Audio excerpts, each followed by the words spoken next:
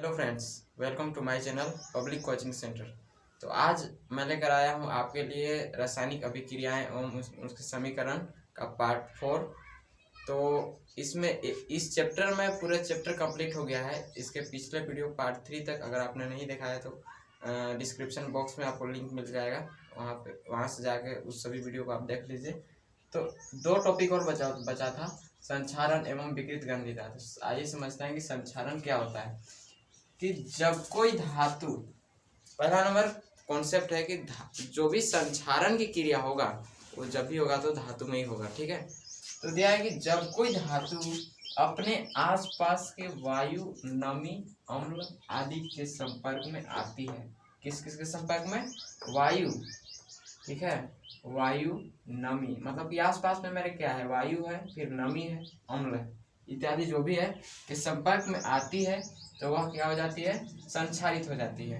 इस प्रक्रिया को संक्षारण कहा जाता है। यानी कि एक किसी एग्जाम्पल से समझते हैं। जैसे दिया उदाहरण में कि पहला एग्जाम्पल है कि लोहे पर जंग लगना। यानी कि मान लीजिए कोई लोहा है, जब वो लंबे समय तक उसको बिना कोई पेंट किए, बिना मतलब कि से ही, मतलब लोहा है और उसको आराम से, जैसे लोहा का दरवाजा हो गया, जो भी है, खिड़की हो गया, सबको हम बिना पेंट किए ऐसे ही लगाए रहते हैं तो कुछ दिनों बाद उस पर लालीनुमा जंग लग जाता है, जिसको बोला जाता है, अक्सर चित्ती बोला जाता है।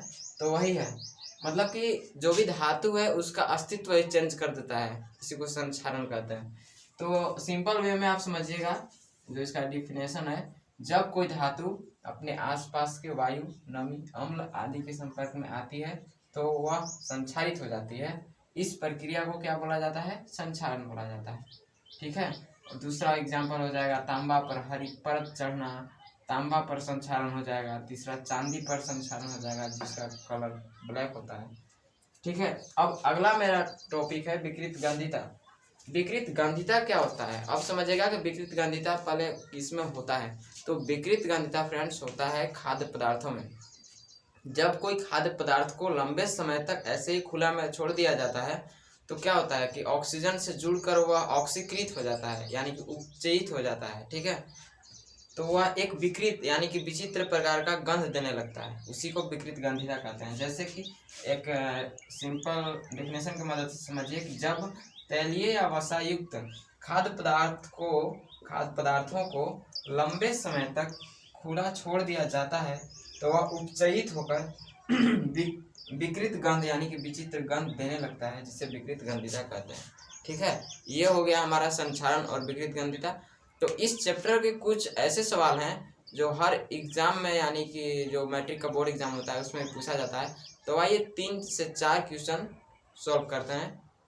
तो लेट्स गो, शुरुआत करते हैं। तो फ्रेंड्स, आगे आपके लिए 4 क्वेश्चन मैंने बोला है, तो अभी 2 क्वेश्चन आपके सामने हैं। अभी मैं इसे समझाता हूँ आसान लैंग्वेज में।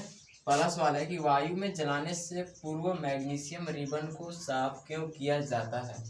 जैसा कि आपको पता है, इसका आंसर हो जाएगा मैग्नीशियम एक सक्रिय धातु है, यानी कि यह अभिक्रिया करने वाला धातु है। यह वायुमंडल के ऑक्सीजन से अभिक्रिया कर धात्विक ऑक्साइड बनाता है। बिकॉज सक्रिय धातु है, इसलिए जब भी बनाएगा तो ये धात्विक ऑक्साइड ही बनाएगा। जो इसके सतह पर जो धात्विक ऑक्साइड होता है, तो मैग्नीशियम के रिबन जो होता है उसके सतह पर ही जमा हो जाता है। इसीलिए इसी परत को हटाने के लिए उसे रेगमार्क से साफ किया जाता है। ये आप याद रखिएगा कि किससे साफ किया जाता है? रेगमार्क से साफ किया जाता है। इसका जो फॉर्मूला होता है Mg होता है मैग्नीशियम, उसके बाद O2 से अभिक्रिया करेगा तो हो जाएगा मैग्नीशियम ऑक्साइड का सूत्र। अगर इसको हम बैलेंस करते क्या हो जाएगा, यहाँ पे 2 लगेगा फिर यहाँ पे 2 लग जाएगा। ठीक है, इस टाइप से। अगला मेरा क्वेश्चन है कि श्वसन को ऊष्माक्षेपी अभिक्रिया क्यों कहते हैं? वर्णन करें। तो जैसा कि आपको पता है कि ऊष्माक्षेपी अभिक्रिया मैंने पढ़ा दिया है। तो आइए देखते हैं कि श्वसन प्रक्रिया के समय जब सांस लेने और छोड़ने की प्रक्रिया होता है तो हमारे शरीर में मौजूद जो ग्लूकोज होता है, जो कि हम सांस लेते हैं तो ग्लूकोज बनता है, ऑक्सीजन से अभिक्रिया कर हमें ऊर्जा प्रदान करता है।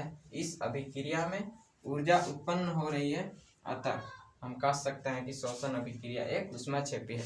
ऐसे भी आप समझ सकते हैं कि सांस छोड़ते हैं तो ऊर्जा निकलता है, सांस छोड़िए ऊर्जा निकल रहा है, इसीलिए ऐसे भी हम समझ सकते हैं कि यह ऊष्माक्षेपी अभिक्रिया है। और सांस लेते हैं, ऑक्सीजन हम लेते हैं तो शरीर के अंदर जो हमारा ग्लूकोज बनता है, वही जो सांस हम अंदर खींचते हैं वो ऑक्सीजन से अभिक्रिया कर ग्लूकोज बनाता है, यानी कि हमको शरीर में ऊर्जा मिलता है।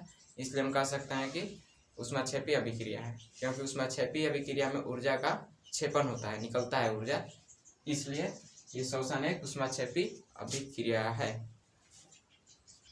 हेलो फ्रेंड्स, दो क्वेश्चन और मेरा बचा था कि एक सवाल है, अक्सर पूछा जाता है कि लोहे की वस्तु को हम पेंट क्यों करते हैं। आप दैनिक लाइफ में भी देख सकते हैं, जो होता है लोहा की वस्तु जो होता है, घर का जो दरवाजा खिड़की होता है, उस पर हम पेंट करते हैं। तो पेंट करने का रीज़न क्या है उससे जानते हैं। जो दिया है, क्योंकि पेंट करने से उन वस्तुओं पर वायु व नमी के बीच वायु के बीच पेंट जो करते हैं हम, उसका दीवार आ जाता है। तो लोहे की वस्तु को वायु व नमी के संपर्क में नहीं आने देता और वस्तु संक्षारित होने से पूरी तरह से बच जाता है।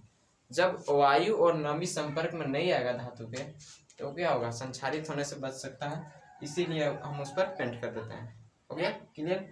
अब अगला एक अपना मन से दिया हूँ कि एक विस्थापन अभिक्रिया का उदाहरण दीजिए।